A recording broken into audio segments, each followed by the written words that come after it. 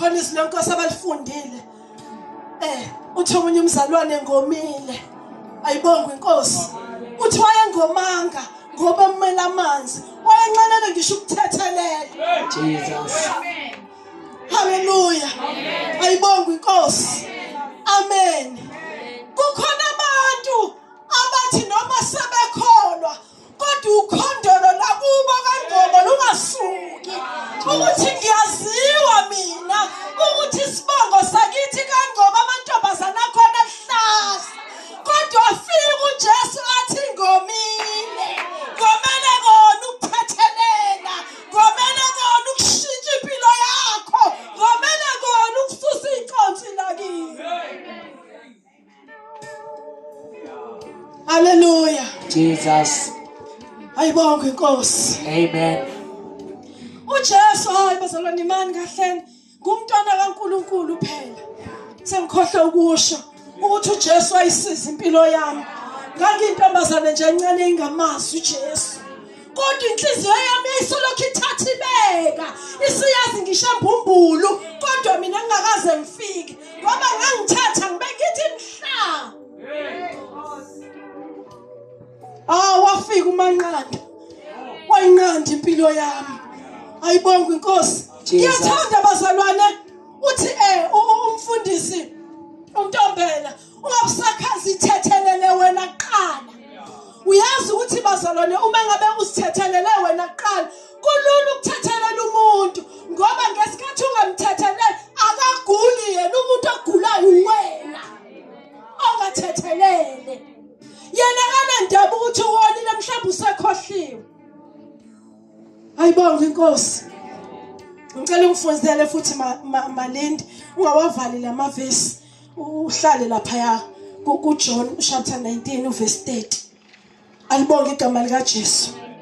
Uma ngabe lithi izinkosi kufeziwe kuqediwe it is finished.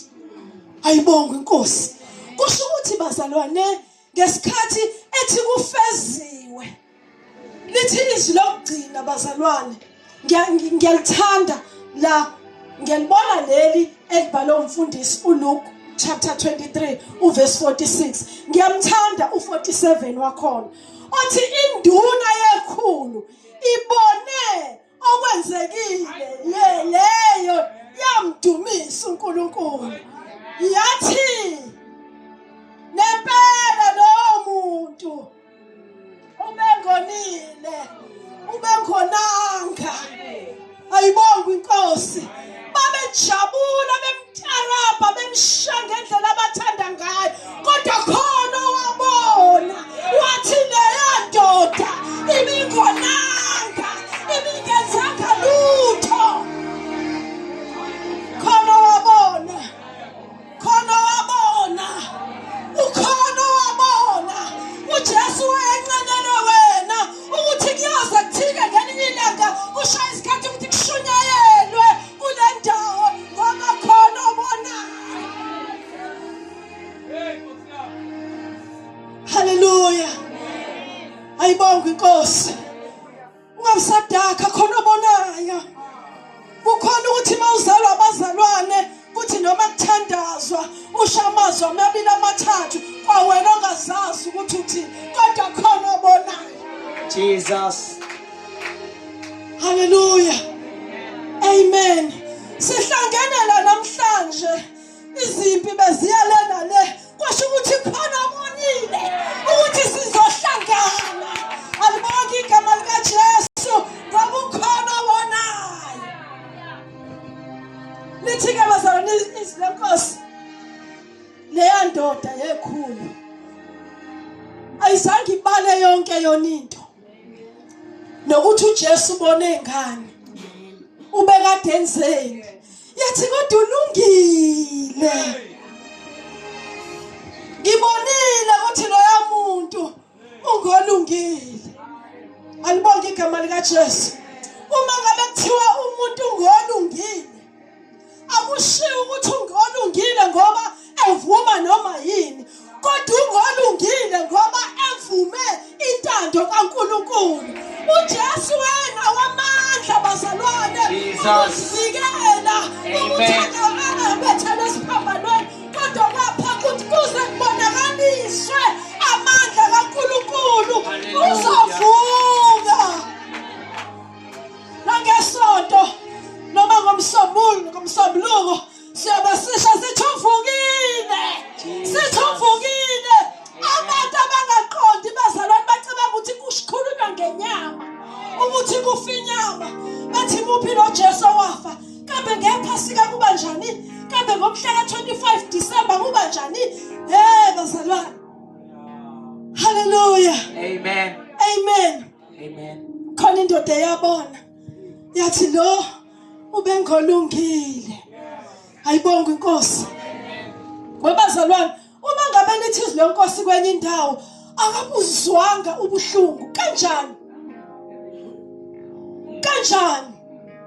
uma ngabe ubuka amavideo ubuka ngesikhathi ebethela awuqedi ukubuka uma ubona ukuthi ayingengikwazi kodwa lithi izwi lenkosi lo wahlawulele lethi icala owame endaweni yethu esikhundleni sethu kwamayena ayibonga inkosi sengone kangaka wathi kodwa kulungile mina Jesu ophilayo kuzoba mina esikhundleni sakho Hallelujah. Amen ayibonga inkosi uthi ke bazalwane uverse 46 uJesu wamemeza ngezwi elikhulu wathi Baba esandleni sakho ngiyawubeka umoya wami eseshilo lokho wafa hallelujah bazalwane ngesikhathi ebethelo wayesanesikhathi sokuthi baba esandleni sakho ngiyawubeka umoya wami